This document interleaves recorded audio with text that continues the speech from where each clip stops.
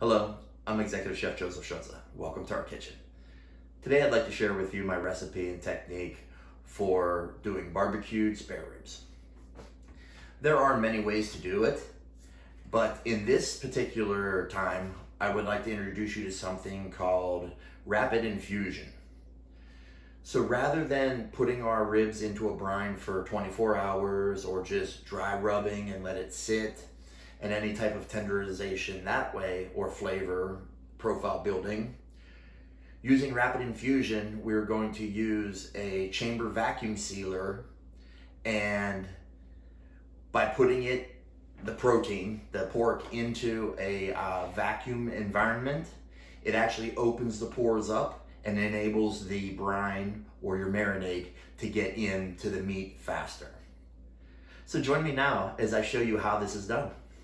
First, I'd like to introduce my newest member of the at-home kitchen brigade. This is the Avid Armor USV32 chamber vacuum sealer.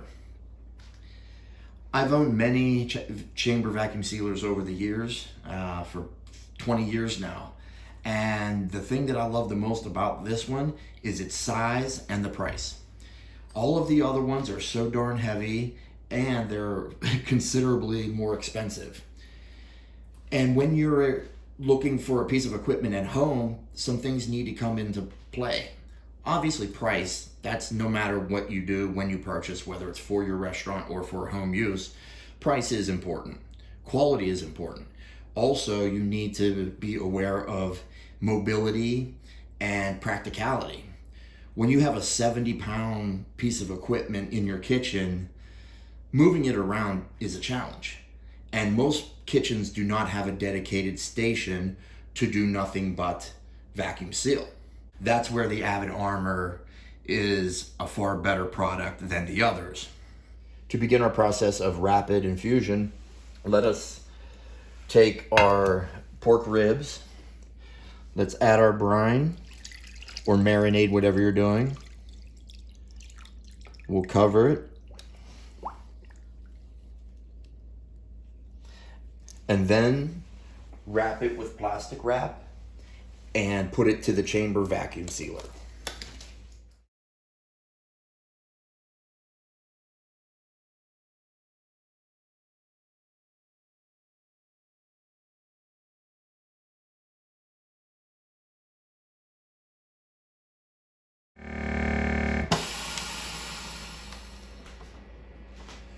Now that it has completed the marinade cycle, you can open your lid. I'm gonna release this real quick and then close it back up, and let's run it one more time for the cycle. Now that the second cycle of the rapid infusion has completed, I will remove the ribs, place them on a sheet pan with a wire rack, and put it into the refrigerator. Well, here we are with our ribs on our smoke rack. I got this smoker preheated 250 degrees Fahrenheit. We're gonna go for 4 hours. We're gonna try it there. Because I've smoked enough ribs to know that 4 hours is rarely enough time to get them tender and to the texture that I'm looking for. It's closer to 6 hours. Well, here you go, fresh from the smoker. And they are nice and tender. A lot of smoke smell, and the flavor too. I picked a couple little strands off. And from what I could tell, the rapid injection helped with flavor, but it did not do anything in terms of tenderizing it further or faster. The cook time in the smoker was still 6 hours. Well, at this point, we could serve these ribs dry, or you can sauce them up. If you choose to sauce them up, put on as much as you like and return it to the smoker or to a grill at a high temperature, or just finish them in the oven on broil on a lower rack.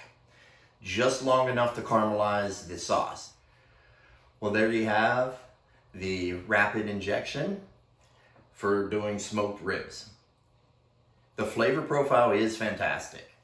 and definitely has a lot more flavor than a dry rub would. Simply because the dry rub stays on the surface and never really penetrates. That's where the advantage of a brine is. And because this did it under pressure, it was able to inject it a lot faster. I'm definitely a fan of it. It's very easy to do. And if it's gonna save you 24 hours, heck yeah, why not? Well, thank you very much for joining us. And please, if you've not already done so, subscribe. Be up to date with our latest weekly posts. And as always, your questions and comments are welcome. Thanks again. Jöhet vajet.